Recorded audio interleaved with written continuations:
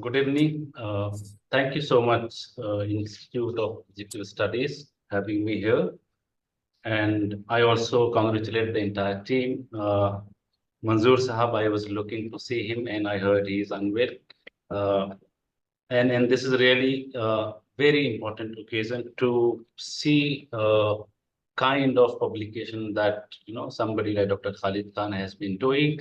So I'm very happy to see that the kind of publication in the area of quality of school education among Muslims is released today among the very eminent practitioners and educationalists of India. Therefore, it is very important for us to also acknowledge. And here I'm located in southern India, south parts of India, Hyderabad, and I would, briefly just give a reflection that, and not going back to the data, empirical data, which is there already, and most of you have seen this book. I would suggest that we should see this publication, which has come brought by Institute of Objective Studies. The whole idea of quality education is very important for us to locate. And I find very important remarks that came out from Professor Mehta and Professor Kaman and then now Professor Siddiqui. Why we have been lacking in terms of quality of school education is pretty very clear, and then we have a lot of research into that. But then when you locate the comparison and when you try to do a comparison of this between south and northern states of the India, it also has to be located the kind of development process that took place in these two regions largely. However, we cannot see south and north in totality. But the quality as an indicator could be seen from this perspective. And definitely, if I bring in my observations, my field into some parts of Telangana and Andhra Pradesh, I would find that there is drastic and there is a major difference in terms of having the kind of infrastructure one would have in Telangana or Andhra Pradesh, the kind of funding you have, the kind of expensive education expansion which has been given, especially in these states.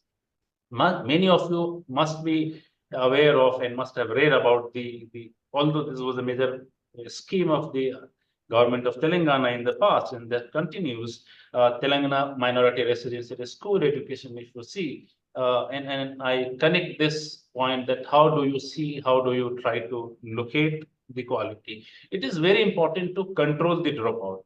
This is very important to see high dropouts are not there. There was an interview which came up in The Wire and then South First, where I was discussing about this reference. You could see. And the DICE data which Professor Mehta brings in is very credible in that sense. Therefore, the large differences of gap we see is not because the quality only, but then the kind of expensive education you have in the private schools also keeps Muslims in India far from schools. And then even if somebody goes that, a couple of studies, maybe 4 or 5 years back, if you go to, those studies reflect that large number of parents among Muslims now are looking for low cost private schools, a kind of cheaper school where they want to push their children into it. And then this also avoid them to, in terms of paying high amount and then in between dropping and pulling out their kids.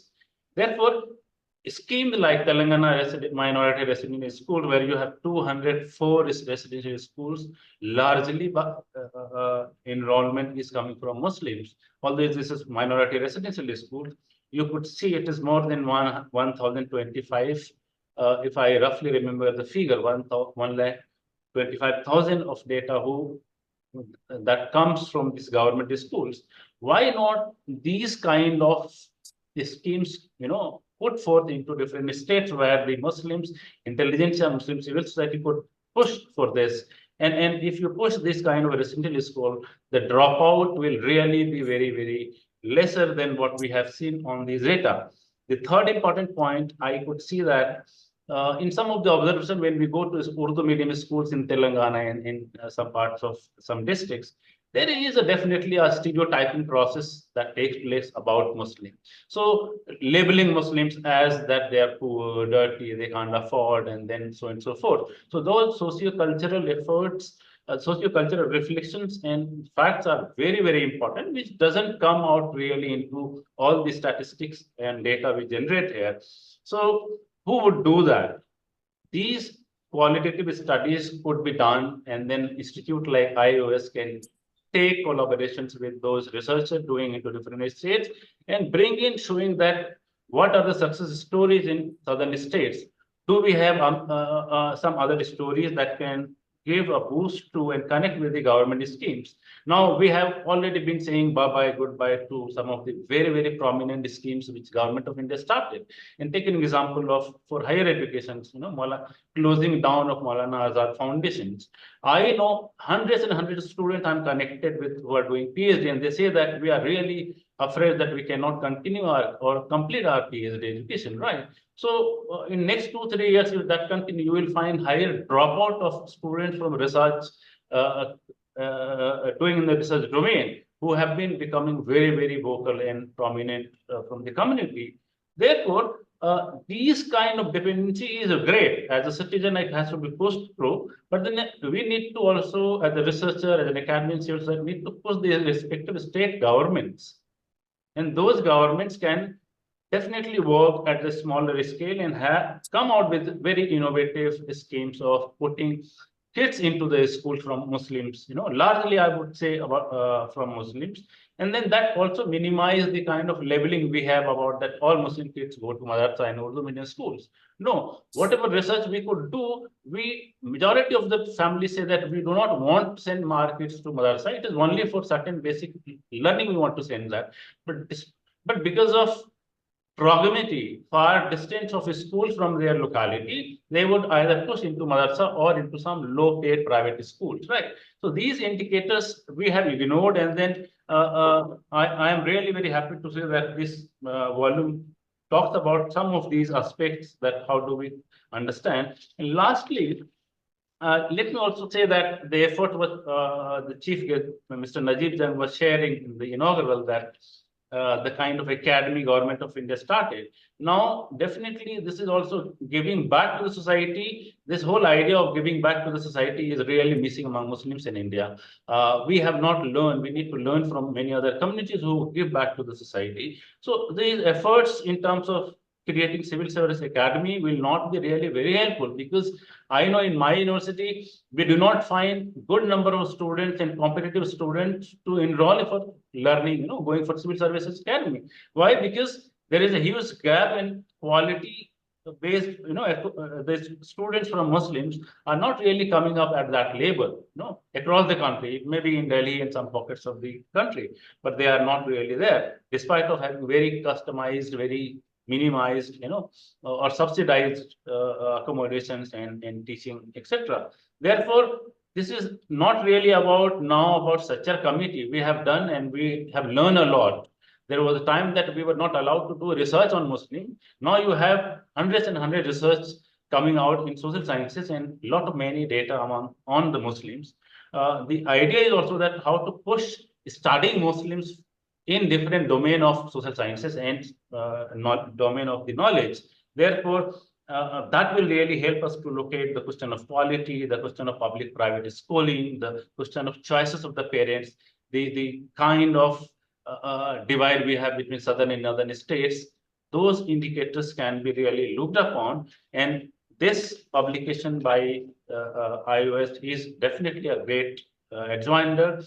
Another very important input for the researcher, for the students who want to do and work upon that. At the end, I would really be very happy to see that how iOS also locates and try to do some qualitative studies to say why Muslims are stereotyped, why people do not want to research among Muslims, why Muslims are really very different from others. So can we also do kind of initiatives to locate and deconstruct those stereotypes, starting doing some studies that can really highlight at national level, that can really show kind of eye-opening to the respective states and maybe government of India, that I'm not sure about, but at least those research remains in the domain and archives of the knowledge. With all these, I find that these kind of publication will really help, and I'm happy that I could be part of these deliberations. I would not take much time. I've been seeing that we are losing a lot of time. I must thank the entire team, the chairman, Professor Hasina Hashia, who is there in the then Saeed Sahab and Mr. Rashid, who was coordinating with me about connecting and then sending the volume to me personally as a hard copy. I'll definitely share these writings to students in our side in Hyderabad and students who work on Muslims and school educations. So from my bottom of my heart, I thank you once again and for giving this opportunity. Thank you so much. बहुत बहुत शुक्रिया आप तमाम लोगों का.